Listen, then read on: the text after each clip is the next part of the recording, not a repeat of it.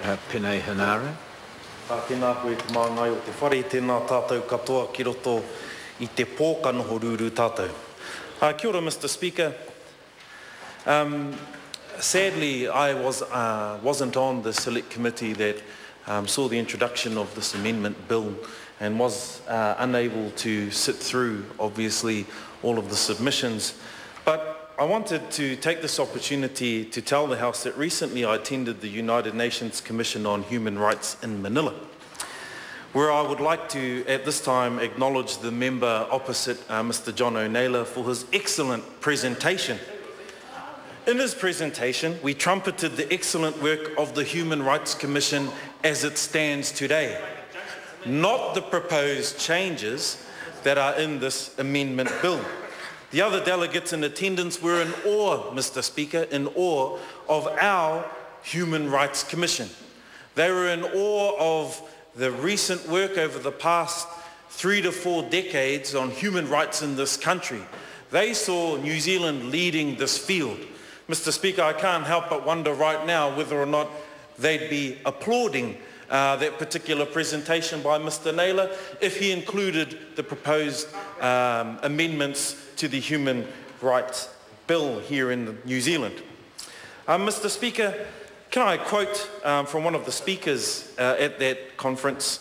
While there has been progress towards a common understanding and commitment to a universal set of human rights and fundamental freedoms, the challenge of translating these into realities remains. Now, I don't think that the amendments being proposed to this bill are translating human rights into actual realities for our people. In fact, I think they're taking them away.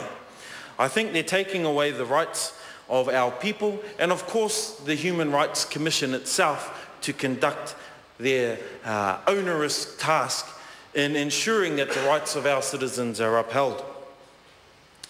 He goes on, Mr. Speaker, to say, to us who are elected representatives of our people, this challenge is personal. And I want to, on that point, Mr. Speaker, most of the delegates at that particular conference still recite and still recollect the strong words expressed by the former member for Tāmaki Makaurau and former member of this House, the Honourable Dr. Peter Sharples. In fact, they saw him, and rightfully so, as the face of human rights in this country. We all know he was the first Human Rights Commissioner appointed. So I want to acknowledge that point.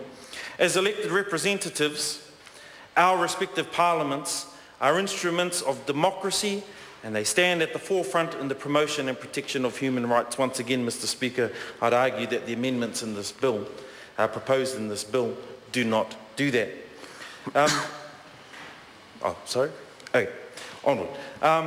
One of the proposed changes, Mr. Speaker, is the disestablishment of the part-time roles and putting them into full-time roles.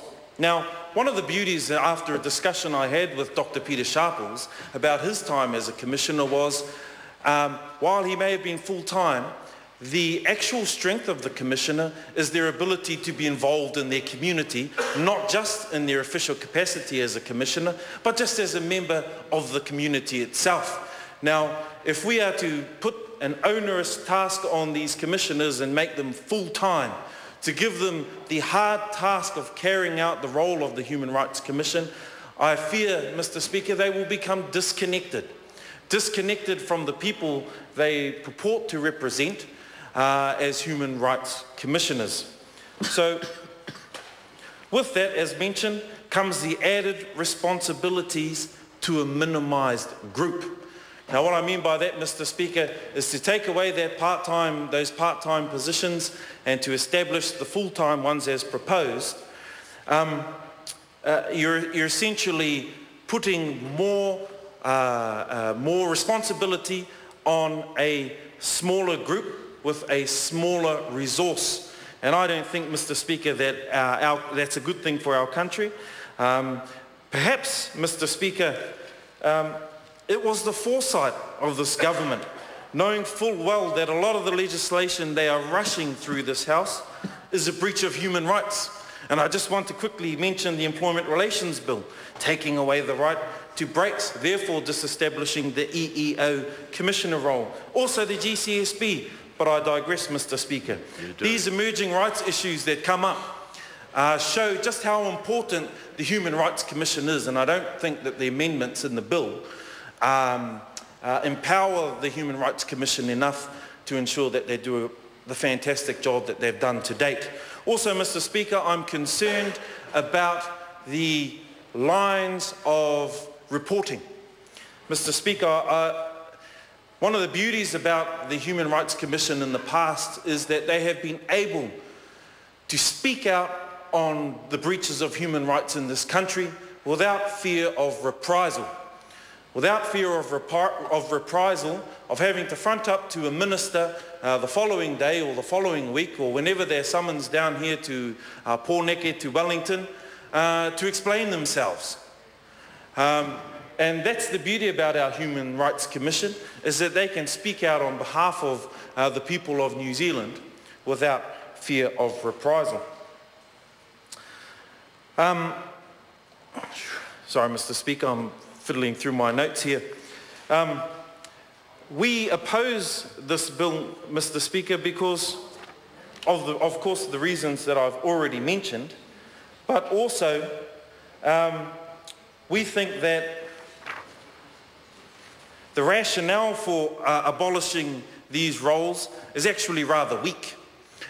We've already heard that half of those who made a submission on this particular bill don't agree with the amendments that are being proposed. Now, I'm sure we can all count. Half is a pretty significant number in such an important issue.